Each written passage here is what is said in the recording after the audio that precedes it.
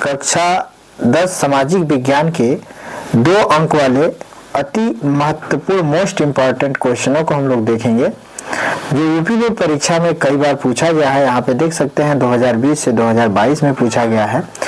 तो प्रश्न संख्या आप लोग 1 देख सकते हैं, 2020 से 2022 में पूछा गया है। प्रश्न संख्या 1 क्या कहता है कि सविनय अवज्ञा आंदोलन का उद्देश्य क्या था। तो यहाँ पे देख सकते हैं उत्तर बहुत ही सटीक और शानदार लिखा गया है। सविनय अवज्ञा आंदोलन का उद्देश्य ब्रिटिश सरकार के अन्यायपूर्ण कानूनों का शांतिपूर्ण विरोध करना था। इसका मुख्य लक्ष्य पूर्ण स्वराज की प्राप्ति और भारतीय जनता में राष्ट्रीय चेतना जागृत करना था। ठीक है, आगे देखिए अगला प्रश्न क्या है। बहुत ही शानदार प्रश्न है। प्रश्न संख्या 2, संघीय शासन व्यवस्था की परिभाषा लिखिए। ये पूछा गया था 2019-2021 में। तो संघीय शासन व्यवस्था देखिए क्या कह रहा है।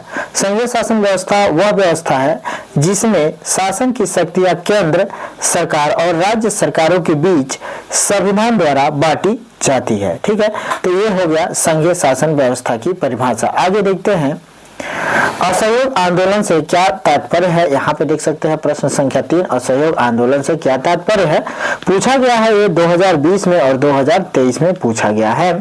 उत्तर आपका है असहयोग आंदोलन एक जन आंदोलन था जिसमें भारतीयों ने ब्रिटिश सरकार की संस्थाओं, कानूनों और विदेशी वस्तुओं का बहिष्कार किया था। इसमें विदेशी वस्तुओं का क्या कर दिया गया था, बहिष्कार कर दिया गया था, प्रयोग करने से मना कर दिया गया था। आगे देखते हैं प्रश्न संख्या 4 है लोकतंत्र के 2 लाभ लिखिए। तो लोकतंत्र के 2 लाभ क्या है यहाँ पे देख सकते हैं 2021 में और 2024 में पूछा गया है। लोकतंत्र में जनता अपनी सरकार स्वयं चुनती है। इसमें सभी नागरिकों को समान अधिकार और स्वतंत्रता प्राप्त होती है। तो यह है आपका लोकतंत्र के 2 लाभ। ठीक है, आगे देखते हैं प्रश्न संख्या 5, राष्ट्रीय आय क्या है। तो राष्ट्रीय आय पूछा गया है 2019 में 2022 में।